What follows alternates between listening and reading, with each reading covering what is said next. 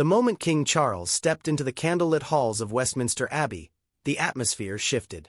This wasn't just another seasonal service or a polished royal appearance. The entire space felt charged, almost cinematic, with a mix of flickering light, ancient hymns, and a quiet tension that hinted something deeper was unfolding. And people soon realized this wasn't simply about Advent. It was about something far heavier, something far more global. Because right from the beginning, the king made one thing unmistakably clear. He was standing with Christians around the world who are suffering for their faith. Not in a vague, ceremonial way, but in a direct acknowledgement of the pressure, fear, and danger many believers face every single day. His message spoke of areas where it is not easy to live out one's faith, and suddenly this gentle winter service took on a new weight. It wasn't just reflective. It was a warning, and a plea for attention. But the unusual tone didn't stop there. This was an Advent service unlike any the Abbey has hosted before. A rich blend of Orthodox, Anglican, Catholic, Coptic, and Syriac traditions collided under those vaulted medieval ceilings. Hymns drifted in languages from across continents. Robes in deep reds and golds moved through candlelight. Icons lined the space, a clear nod to Charles's long-standing fascination with Orthodox Christianity. It wasn't just diverse. It was boldly unorthodox for a royal event. And that was only the beginning. The message from the pulpit cut even deeper. Cardinal Timothy Radcliffe didn't soften anything. He spoke bluntly about intolerance and the massive wave of Christian persecution happening in so many parts of the world. Then he shared a story few expected to hear. The 1996 killing of Bishop Pierre Claverie in Algeria, a man murdered by extremists, but later mourned by both Christians and Muslims. A tragedy that somehow transformed into a symbol of unity. He called it pointless violence flowering into friendship, and you could feel the room hold its breath. But nothing hit harder than the moment a young woman stepped forward to speak. Her name was Ribka Navash, originally from Faisalabad.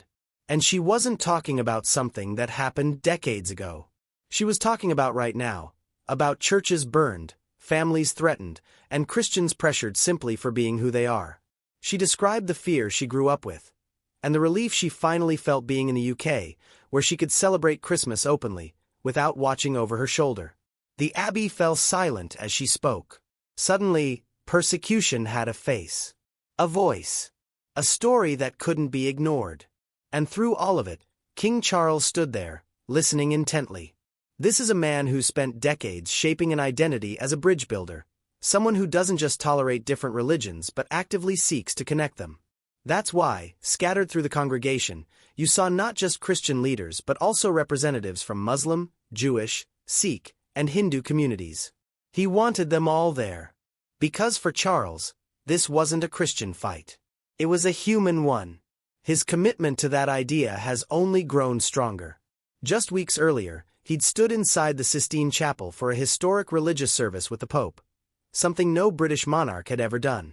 Now, in Westminster Abbey, surrounded by faiths from around the world, he was reinforcing that same message: unity in a fractured world. And then, of all things, a hymn sealed the emotion of the night. O come, Emmanuel. The king had described it in the program as magnificent, but when the choir began, it became clear why.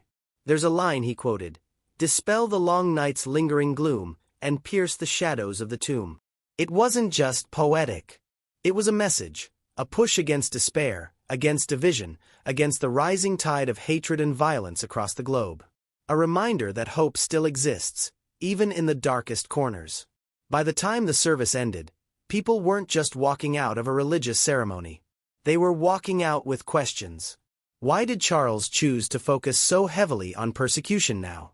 Why blend so many global traditions into one event?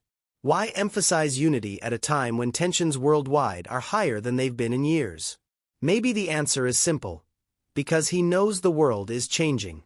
Because he sees the fractures. Because, for the first time in a long time, a monarch isn't just marking the calendar. He's making a statement. And whether viewers agree or not, one thing is certain. This Advent service wasn't just about Christmas. It wasn't just about tradition. It was a window into King Charles's deepest beliefs, and a sign of the kind of leadership he intends to bring into a world that desperately needs understanding, courage, and truth.